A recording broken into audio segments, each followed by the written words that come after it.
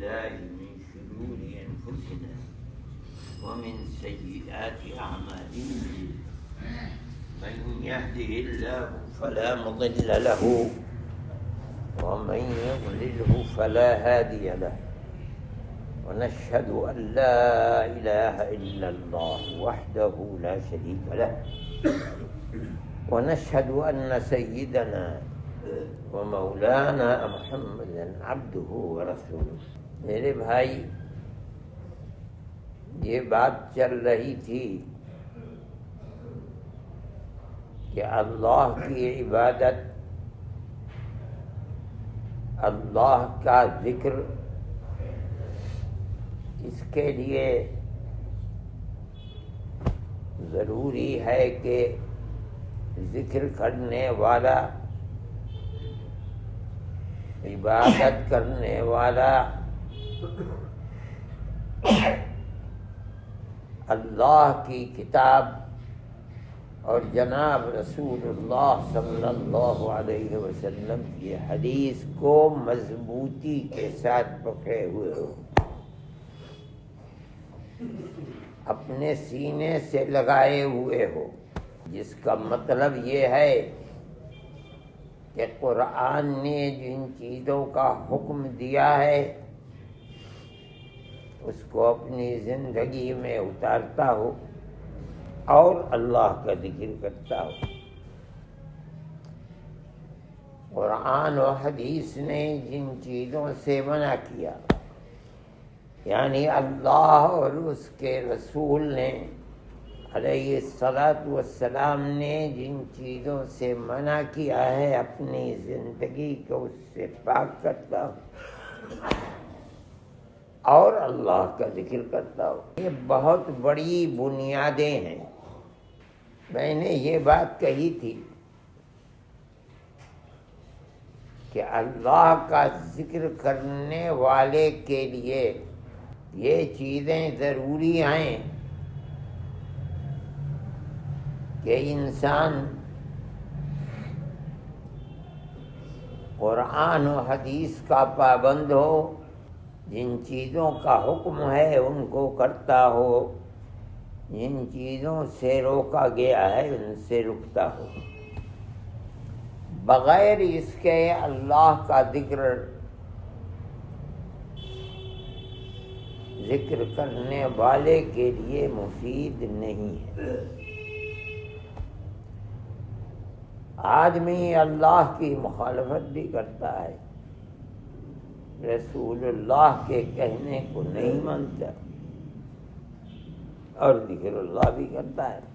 یہ دو چیزیں ایک جگہ جمع نہیں ہو سکتی۔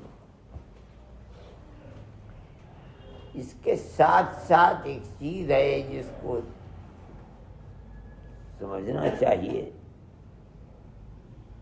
اور بہت زیادہ ضروری ہے، وہ یہ ہے کہ آدمی پر کسی دوسرے کا حق ہو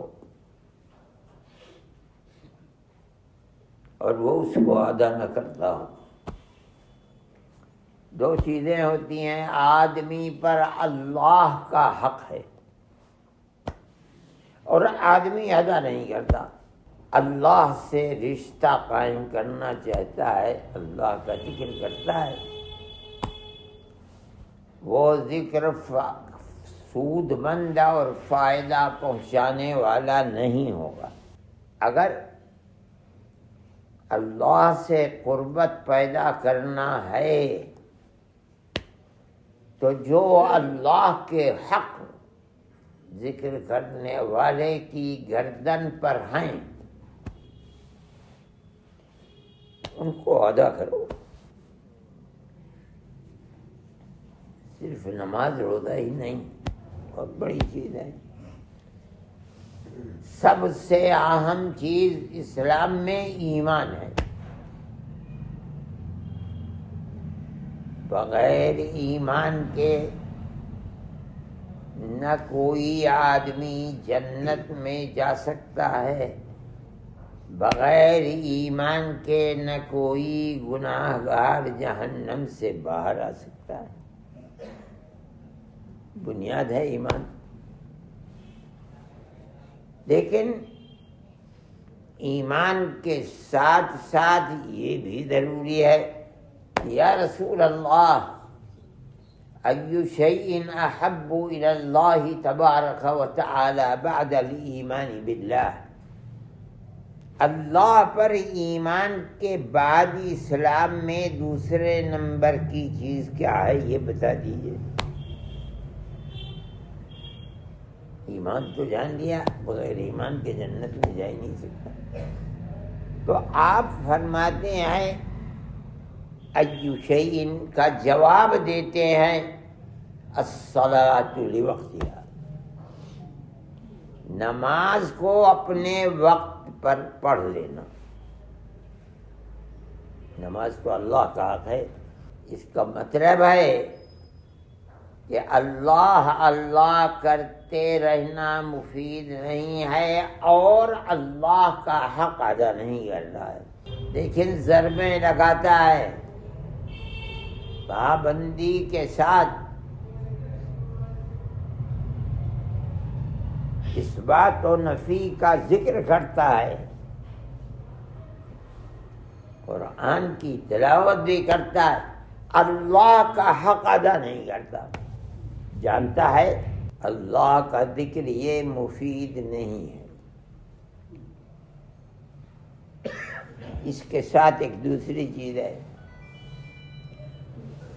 اللہ کا حق ادا کرتا ہے، تہجد پڑھتا ہے، حج کرتا ہے، یکے بعد دیگرے عمرہ کرتا ہے، روزے رکھتا ہے، لیکن اللہ کے حقوق کو ادا کرتے رہنے کے باوجود اللہ کے بندوں کے حقوق کو تلف کرتا ہے. بندوں کے حقوق کو ادا نہیں کرتا. کیا مطلب؟ جس کا لے لیا دیتا نہیں، الزام لگانا، بلا وجہ دل کو تکلیف پہنچانا، وہ جو حقوق آدمی کے آدمی پر ہیں ان حقوق کو ادا نہیں کرنا ہے. سب کچھ کر رہا ہے، نماز بھی پڑھ رہا ہے، روزہ بھی رکھ رہا ہے، حقوق العباد، حقوق اللہ تو معاف ہو جائیں گے. اللہ کا جی چاہے گا معاف کر دے گا. اللہ کو اپنا حق اس کے اپنے ہاتھ میں ہے، چاہے پکڑ لے چاہے چھوڑ دے. ہو سکتا ہے کہ معاف کر دے، ہو سکتا ہے کہ جو یہ دنیا میں اللہ کے حقوق ادا کرتا تھا، اللہ وہ حقوق جو ادا کرتا تھا اس کا ثواب مظلوم کو، جس کا حق دنیا میں اس نے لیا ہے، چھینا ہے، اسے دے دے. نماز، روزہ، صدقہ اسے دے دے اور اس کا حق جو اس کے اوپر ہے اسے معاف کر دے. حدیث میں نبی کریم علیہ الصلوۃ والسلام فرماتے ہیں فقیر کسے کہتے ہیں؟ کہ یا رسول اللہ جس کے پاس پیسہ کوڑی نہ ہو فقیر. فرمانے میری امت کے اندر در حقیقت فقیر وہ ہے کہ جس کے پاس جب موت آئی تو بڑے بڑے اچھے کام لے کر کے آیا، نماز بھی ہے، روزہ بھی ہے، تہجد بھی ہے، عمرہ بھی ہے، حج بھی ہے، یہ فی سبیل اللہ بھی ہے، سب کچھ ہے، لیکن اس کا حق لیا تھا، اس کا پیسہ چھینا تھا، اس کا سونا لیا تھا، اس کی زمین لی تھی، اسے بزور و زبردستی قتل کر لیا تھا، اس کا گھر لے لیا تھا. اللہ کے حقوق ادا کرنے میں بہت تیز، حقوق العباد کو چھیننے کے اندر بھی بہت تیز. اب ایک جم غفیر میدان محشر میں پکڑ کر لائے گا کہ اے اللہ میرا حق دلوا دیجیے. جتنوں کو مارا تھا، جتنوں پر الزام لگائے تھے، جتنوں کو حق چھینا تھا، 1000 10,000 آدمی ایک دکان کر رکھی ہے، مان لیجئے روزانہ دکان پر 100 آدمی آتے ہیں اور 100 کے 100 دیتا ہے تو ہر ایک کے حق میں سے 1 گرام 2 گرام نکال لیتا ہے، تطفیف کر دیتا ہے. اپنا حق پورا لے لیا، دوسرے کا حق دینے میں کمی کر دی. اب مان لیجئے 50 سال تک یہ دکان اسی طرح دوسروں کا حق چھینتے چھینتے گزر. قیامت کے دن کتنے لوگ کھڑے ہوں گے کہ اللہ ہمیں دلوائیے، ہمیں دلوائیے، ہمیں دلوائیے. اور اللہ کی عدالت میں کسی کا حق مرنے والا نہیں ہے. اب کیا کرے گا؟ اللہ کی دربار میں ہر ایک کو اس کا حق ملے گا. جو نمازیں، جو روزے، جو عمرے، جو حج کیے تھے اس کے ثواب میں سے جتنے کا مستحق، اللہ جانتا ہے کتنے کا مستحق ہے، وہ ثواب دے دیا جائے گا. اگر پورا ہو گیا جاؤ بچ گئی جان، چلو بھاگ جاؤ. نہیں پورا ہو سکا، کچھ لوگ کھڑے ہیں اللہ ہمیں تو ملے ہی نہیں، اے اللہ ہم تو ایسے ہی رہے گا، ہمیں تو کچھ بھی نہیں ملا. تو نبی کریم علیہ السلام فرماتے ہیں ان مظلوموں کی گناہوں کو لے کر کے اس بد نصیب پر اور ڈال دیا جائے گا. ان کے گناہ اسی کے اوپر پڑ جائیں گے. بنیاد کیا ہے؟ حقوق العباد. مطلب یہ ہے کہ کسی انسان کے اوپر حقوق العباد ہیں اور مان لیجیے بہت عبادت گزار ہے، صبح سے شام تک قرآن ہی پڑھتا رہتا ہے، اللہ اللہ ہی کرتا رہتا ہے. ثواب اس گناہ کے باوجود کہ دوسروں کا حق لے لیا، چھین لیا، سونا چاندی، زمین، کپڑا، گھر چھین لیا، گناہ گار ہے، گناہ کر رہا، اس کے ساتھ ساتھ اچھے کام بھی کر رہا ہے، حج بھی کر رہا ہے. ان اچھوں کو بھی اچھا شمار کیا جائے گا.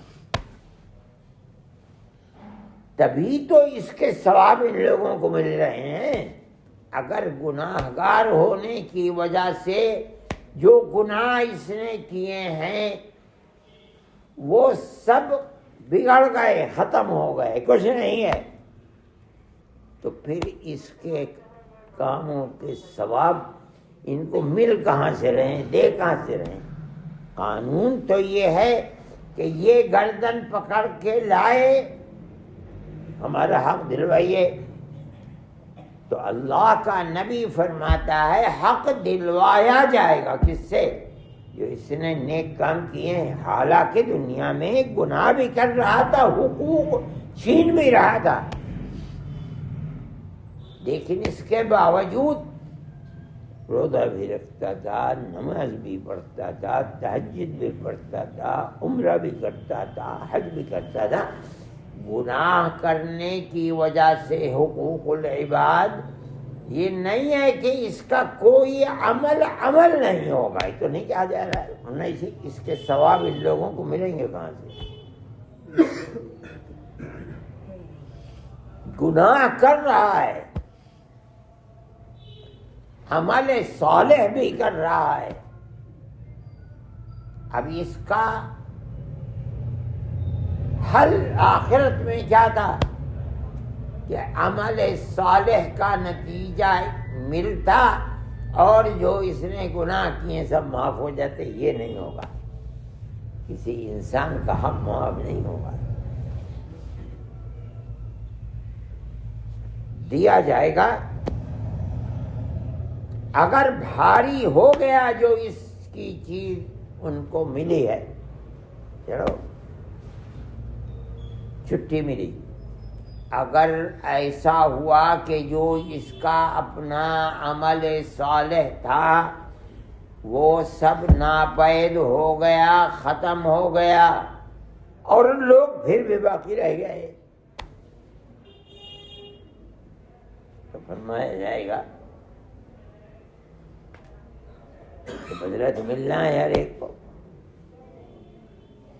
اس ظالم انسان کے اوپر یہ جو مظلوم ہیں جن کا حق اس کی گردن کے اوپر ہے، یہ ان کے گناہوں کو لے کر کے اس بدبخت کے سر پر اور ڈال کے جہنم نصیب کر دیا جائے گا. مطلب یہ ہے کہ حقوق العباد معاف نہیں ہوتے، چاہے کتنی ذکر و اذکار کر لو.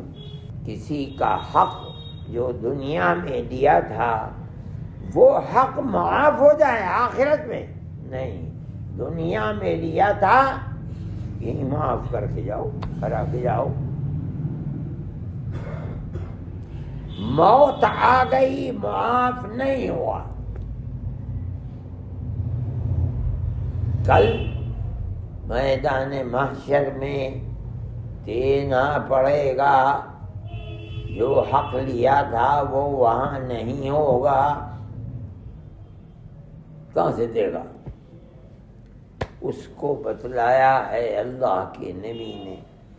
دے گا اپنے اعمال صالحہ کا ثواب اٹھا کر کے اس کو دے دے گا.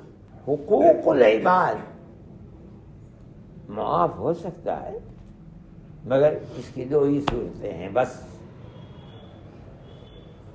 دنیا میں موت سے پہلے جس کا حق لیا تھا اس کا حق ادا کر دیا جائے.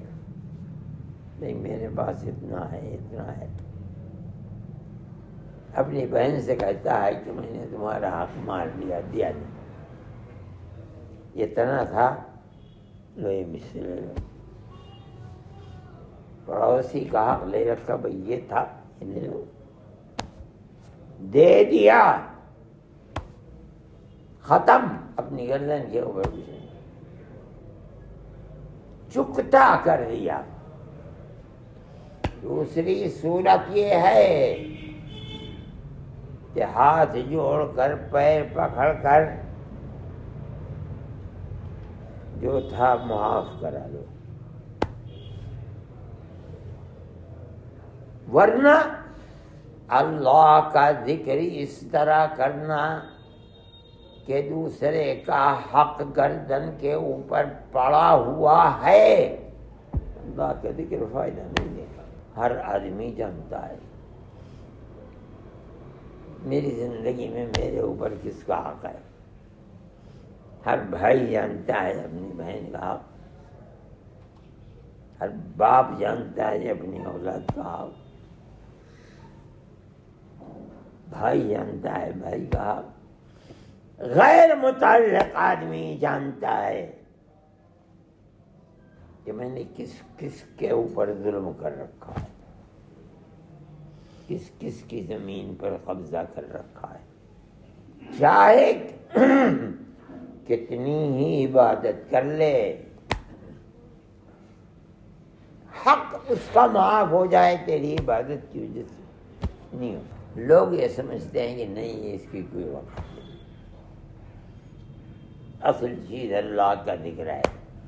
جب ہم اللہ کا ذکر کر رہے ہیں تو جو تھا ختم سب، اب کسی اور چیز کی ضرورت نہیں ہے.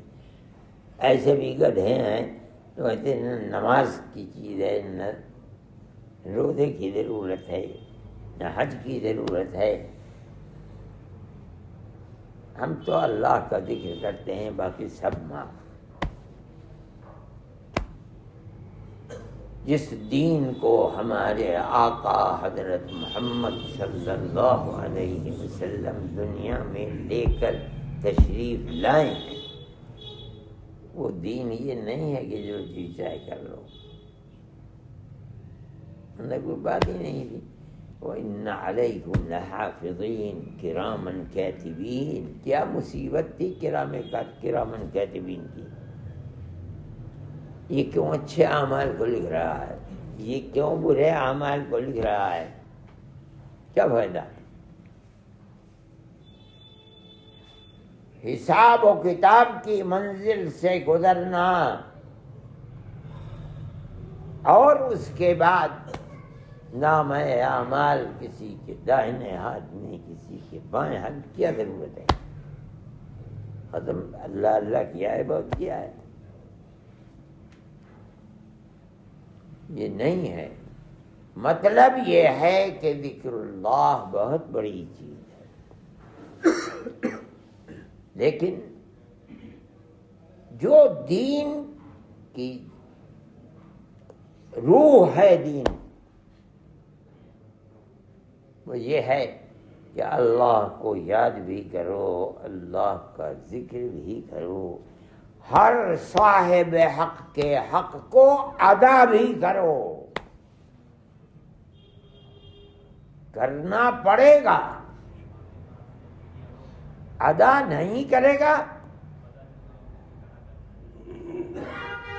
تو بغیر کسی صاحب حق کے حق کو ادا کیے صرف اللہ اللہ کرنے کی وجہ سے کشتی پار نہیں ہوتی. پہلے جو ہمارے بزرگ تھے بہت اس کا خیال کرتے تھے. جو لوگ ذکر کرتے تھے ان کے پاس صرف یہی نہیں تھا کہ بھئی اللہ اللہ کرتے رہو، 1,00,000 مرتبہ روزانہ کیا کرو. نہیں، یہ چیز نہیں ہے. اللہ کا ذکر کرو اور گناہوں سے بچو. پھر گناہوں میں 2 گناہ، ایک حقوق العباد، ایک حقوق اللہ. یہ ضروری تھی. ہمارے حضرت تھانوی رحمۃ اللہ علیہ، ہمارے جتنے بھی اکابر تھے یہ سب حضرت حاجی امداد اللہ صاحب مہاجر مکی رحمۃ اللہ علیہ کے خلفاء تھے. حضرت نانوتوی، حضرت گنگوئی، حضرت تھانوی، حضرت شیخ الہند، یہی چاروں کے چاروں ایک ہی شیخ کے مجاہد ہیں. لوگوں کو تلقین کرتے تھے. دیکھو آج کچھ جانتے ہی نہیں ہیں. حساب کرتے رہو اپنا. کیا بھائی ظہر کی نماز پڑھ لی، عصر کی نماز پڑھیں گے. نماز پڑھنے سے 10 منٹ پہلے بیٹھ کر سوچو کہ ظہر اور عصر کے درمیان میں میرے کتنے گناہ ہوئے ہیں، کتنے حقوق اللہ ادا نہیں ہوئے اور کتنے حقوق العباد رہ گئے. جو اللہ کے حق نہیں ان سے معاف کرا لے، جو بندوں کے حق ادا نہیں ہوئے ہیں ان کا پیر پکڑ کر کے معاف کرا لے. کر دینے کو نہیں ہے دینے کو تو دے دے. ہر نماز سے پہلے صبح سے شام تک سالک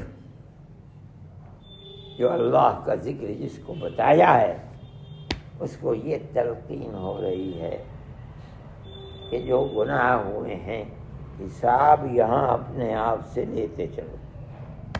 کہاں آپ کو کوئی بھی نہیں بتانا. حضرت عمر رضی اللہ تعالی عنہ فرماتے ہیں وہ خوش نصیب جو دنیا میں اپنا حساب خود اپنے سے لیتا چلتا ہے، قیامت کے دن اس کا حساب اللہ کے سامنے آسان ہو جائے گا۔ یہ تو خود ہی دنیا میں اپنا حساب لیتا ہے، اس کا بچا کیا ہے؟ ہر چیز کی مکافات کرتا تھا، جو گناہ ہوتے تھے اگلے گناہ سے پہلے اس کی معافی کرا لیتا تھا۔ جس نے دنیا میں یہ وتیرہ، یہ طریقہ اپنا بنا لیا، حضرت عمر رضی اللہ تعالیٰ عنہ فرماتے ہیں دنیا میں اس کو اپنانے سے آخرت کے دن جو حساب اللہ لیتا وہ آسان ہو گیا۔ معاف کراتے کراتے کراتے کراتے رہ کیا گیا ہے؟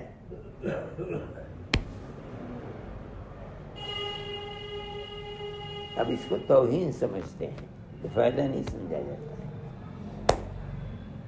دلی میں ایک صاحب تھے جن حضرت تھانوی رحمۃ اللہ علیہ کے مرید تھے، ان کو یہ ہدایت تھی کہ ہر جمعے کے دن جمعے کی نماز سے پہلے دلی کی جامع مسجد میں جب مجمع ہو جائے تو حوض کے پاس کھڑے ہو کر کے اپنے سارے ایک ہفتے کے گناہوں کو بتاؤ، یہ گناہ ہوا، یہ گناہ ہوا، یہ کتنے دن تک کرے گا آدمی؟ شرم آنے لگی کہ اچھا وہ ہو اتنی بڑی داڑھی اور یہ بھی کیا اور یہ بھی کیا اور یہ بھی کیا، نتیجہ یہ ہوگا کہ سب گناہ چھوٹ جائیں گے۔ کرایا کرتے تھے۔ اب آدمی اپنے گناہوں کو کہاں کسی سے کہتا ہے کہ بھئی یہ گناہ مجھ سے ہو گیا، میں کیا کروں؟ ایسے واقعات حدیث میں ہیں کہ نبی کریم علیہ الصلوۃ والسلام کے پاس آتا ہے، کہتا ہے یا رسول اللہ یہ گناہ کر کے آیا ہوں، بتا دیجئے جرمانہ کیا ہے؟ آپ فرمائیں قتل تو قتل کر دیجئے، قتل نہیں ہے تو بتائیے کروں کیا، معاف کیسے ہوگا؟ گھبرا رہا ہے، یہ سمجھ رہا ہے کہ اتنا بڑا گناہ کر کے آ رہا ہوں کہ اب اس گناہ کی مکافات بخشش نہیں ہے۔ یا رسول اللہ آپ بتا دیجئے کیا ہے، میں ہر چیز کے لیے تیار ہوں۔ آپ قتل کرنا چاہیں قتل کرتے ہیں، گناہ کی سزا کیا نہیں، اور بتائیے کیا ہے؟ حضرت ابوبکر اور حضرت عمر رضی اللہ تعالیٰ نے دونوں اس سے کہتے ہیں کہ مت، گناہ ہو گیا اس کو ظاہر نہ کر، اللہ سے معافی مانگ۔ لیکن صحابی ہے، کوئی عام آدمی تھوڑا ہی ہے۔ اے اللہ کے نبی میں تو موت کو اختیار کرنے کے لیے تیار ہوں، آپ یہ بتائیے کیا ہے، کیا معاف ہو جائے کسی طرح۔ نبی کریم علیہ الصلوۃ والسلام نے جو گناہ کیا تھا اس نے جانا کہ یہ گناہ بہت بڑا گناہ نہیں ہے جس کی سزا کے اندر اس کو زندہ مار دیا جائے، رجم کر دیا جائے، پتھروں سے مار دیا جائے، یہ سزا نہیں ہے۔ نماز پڑھ لو، یہ کر لو، وہ کر لو، معاف ہو جائے گا۔ ان الحسنات یذہبن السیئات، نیکیاں گناہوں کی بخشش کا سبب بنتی ہیں، جسے تم بہت بڑا سمجھ رہے ہو، یہ گناہ بہت بڑا نہیں ہے۔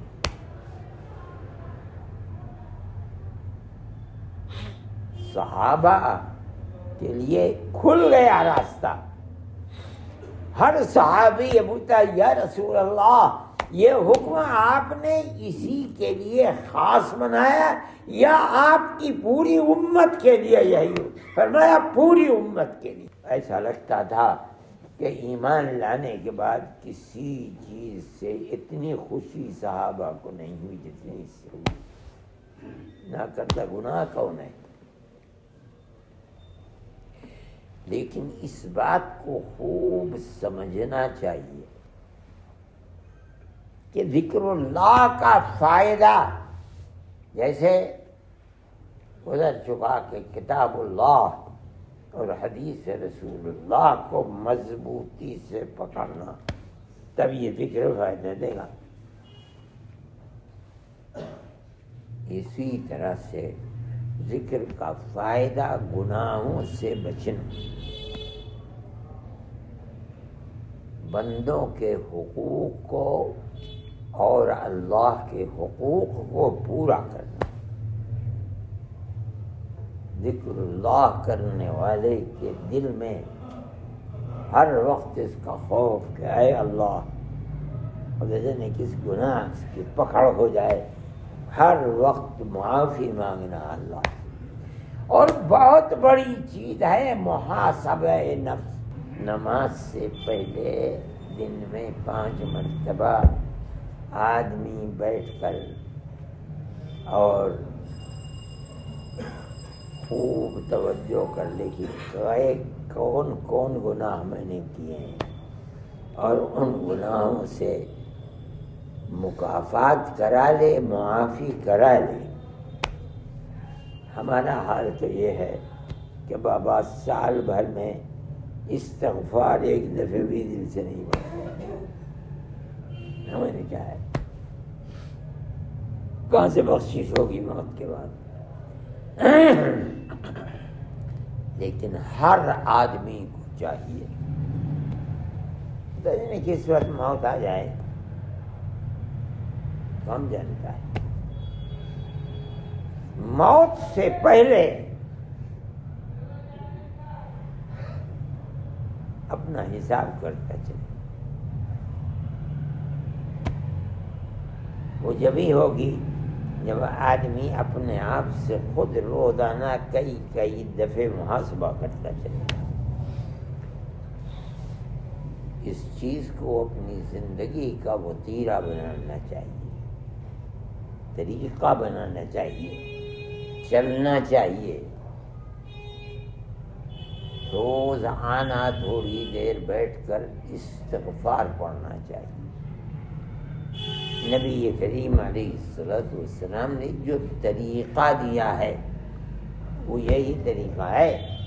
فرماتے ہیں کہ ہم بعض مجلس میں بیٹھ کر گنتے تھے، اللہ کے نبی بات چیت کرتے کرتے استغفر اللہ ربی 70 مرتبہ استغفار کیا کرتے، اپنی امت کو بتاتے تھے کہ کیا طریقہ ہے۔ ہماری بڑی کوتاہی ہے کہ ہم تو ایسے بھی لوگ ہوں گے جنہوں نے زندگی میں کبھی بھی استغفار نہیں کیا۔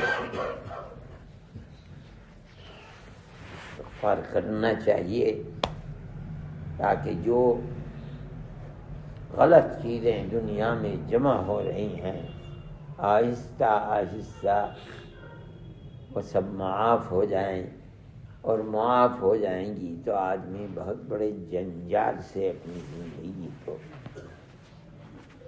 بچا لے گا۔ اللہ ہم سب کو اس کی توفیق عطا فرمائے اور کثرت کے ساتھ استغفار کریں۔ استغفر اللہ ربی من کل ذنب واتوب الیہ، اے اللہ اب نہیں کروں گا توبہ، اور جو ہو گیا ہے میں اس کی معافی چاہتا ہوں آپ سے۔ اس کو اپناتے رہنا چاہیے۔ یہ ذکر اللہ کے اندر رنگ لانا، اللہ کے ذکر کے اندر خوبی کو پیدا کرنا، ذکر کی لطافت اور چاشنی کو پیدا کرنا، دل میں خشیت پیدا کرنا، گناہوں سے بچنا، اس کے لیے بہترین چیز ہے جس کی تلقین اکابر کیا کرتے تھے، اور نبی کریم علیہ الصلوۃ والسلام نے بہت تاکید فرمائی ہے، اللہ گناہوں کو معاف فرمائے اور عمل صالح کی توفیق عطا فرمائے، اور ہماری موت اس طرح آئے کہ کسی کا حق موت کے وقت ہماری گردن پر نہ ہو۔ Thanks for watching. Don't forget to like, comment, share and subscribe to Al Wahid channel.